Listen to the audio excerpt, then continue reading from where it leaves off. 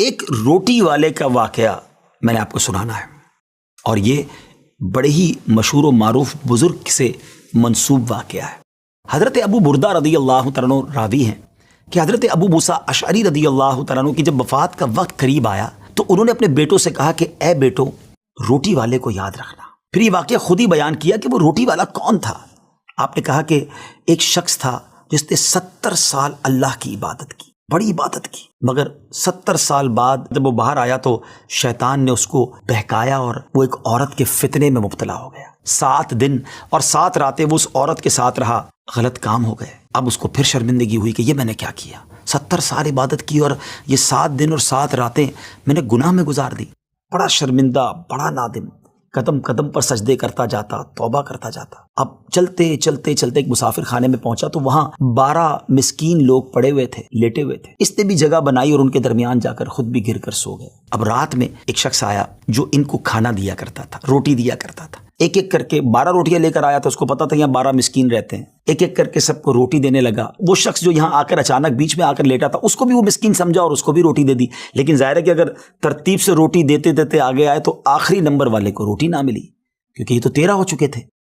تو بانٹنے والے سے اس مسکین نے کہا کہ تم نے آج مجھے روٹی کیوں نہیں دی؟ اس نے کہا میں نے تو سب کو ایک ایک روٹی دی ہے، کسی کو 2 نہیں دی۔ کہا تم مجھے روٹی نہیں دے رہے ہو۔ بہرحال وہ ناراض ہو گیا کہ ٹھیک ہے، پھر تم اگر یہ سمجھتے ہو کہ میں بددیانتی کر رہا ہوں تو میں تمہیں کچھ بھی نہیں دوں گا۔ یہ کہہ کر وہ شخص تو چلا گیا، مگر وہ مسکین بیچارہ بھوکا رہ گیا۔ اب وہ شخص جس نے ابھی توبہ کی تھی، پہلے 70 سال کی عبادت بھی کی ہوئی تھی، اس کو خیال آیا کہ میری وجہ سے اس مسکین کو روٹی نہیں ملی ہے۔ بھوک اسے بھی بڑی تھی، مگر اس نے وہ روٹی اسے دے دی۔